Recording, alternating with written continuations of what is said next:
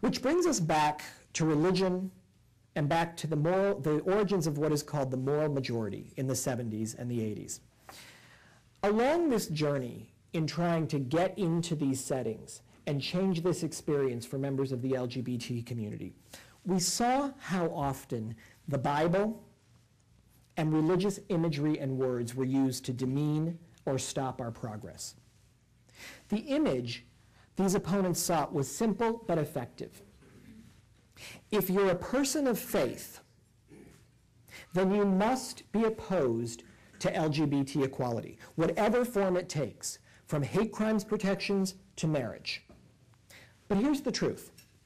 People of faith are not monolithic.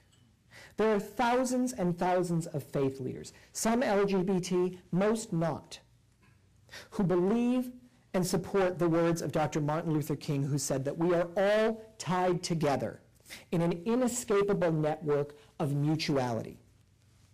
And here's the other thing. Many LGBT Americans also happen to be people of great faith and belief.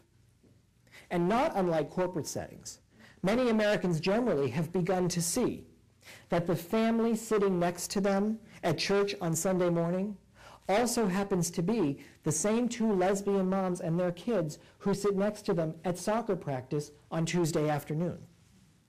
So at HRC, we created the Religion and Faith Project because it was way past time to expose this myth that people of faith don't believe in equality, that they oppose same-sex marriage, and that our progress threatens their freedom of speech. And because of this work, and because of the good work that so many people are doing all across this country, I've come to see that we're actually finding ourselves in the middle of almost a faith-based movement of our own. One that is growing because it is based in the very social justice value that so many religious people have trumpeted. And we're putting it to work in states like Ohio, where we reached out to Dean Tracy Lind of the Trinity Cathedral. We called on her and the Episcopal bishops here that give leadership in this state. Now they have advocated with members of the Ohio delegation in Washington in favor of the hate crimes bill, not just because HRC or Dean Lind asked, but because it is the right thing for a pastor who really cares about people to do.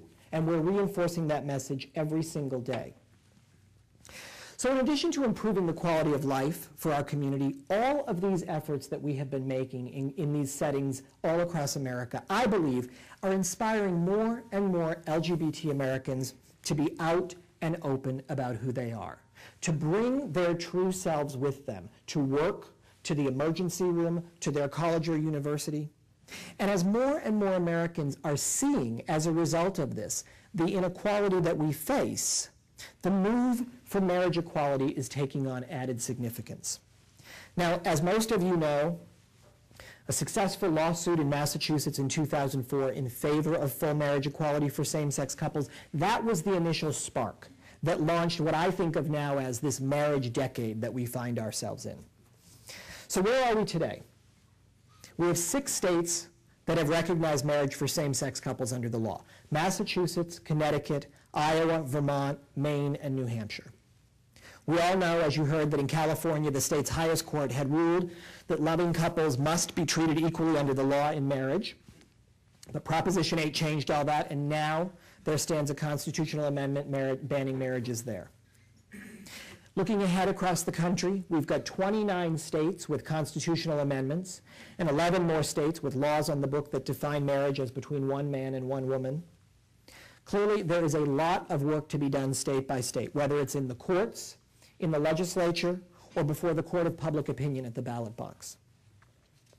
All of this activity, for better or worse, I believe it's almost putting us in a place where some Americans are having the false assumption that we're further along than we are, that we've got great jobs and we all make a lot of money, we can't be fired, we can figure out ways to protect our spouses. I mean, can't you just call up a lawyer and do that, right?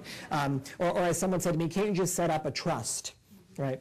A lot of Americans spend a lot of time talking about trusts. That somehow LGBT Americans have arrived and that we're really quite well tended to.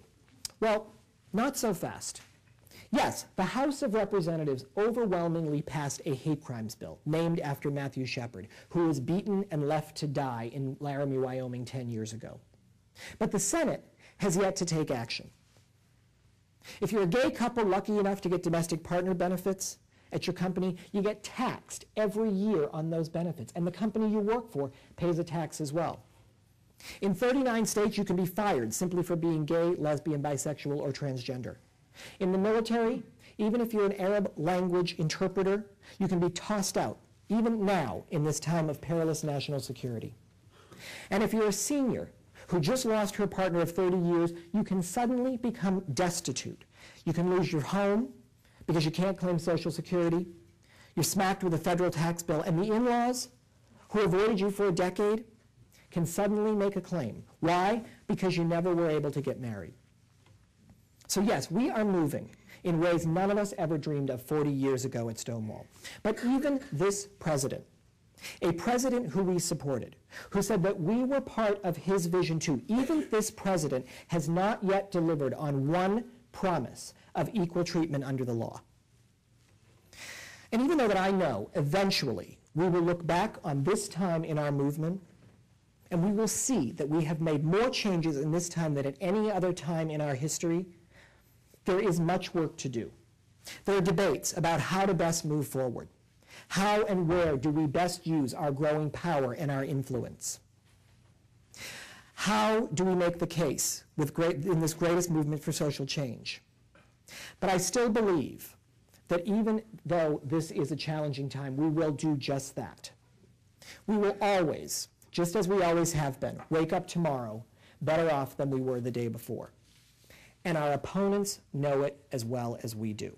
They no longer debate us about the merits of equality. They no longer deny the existence or the flat-out denial or suggest that we are undeserving of basic rights or protections. Now, they've been reduced to lying about the unintended consequences of our equality.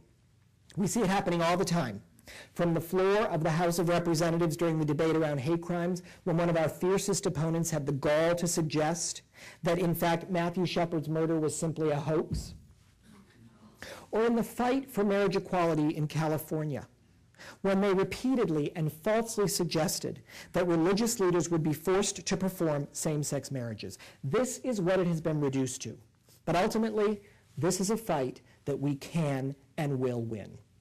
Because our opponents know that time is on our side. They know, as you heard, that in a recent New York Times poll, the American people had shifted 9 points in favor of marriage equality. They know that if you're under 30 years old in this country, you don't really even know why the pollster is asking the question. In each state, in each of the states that has voted recently for marriage equality, a brave legislator or a governor has summed it up so clearly when they have walked onto that chamber or walked into that House floor, and they've asked themselves as they take that vote or consider which way they're going to vote, who do I want to be in the context of history here? Who do I want my grandchildren to know me as? The person 20 years from now who will be seen as standing in the way of fundamental equality, or the person who had a hand in advancing it?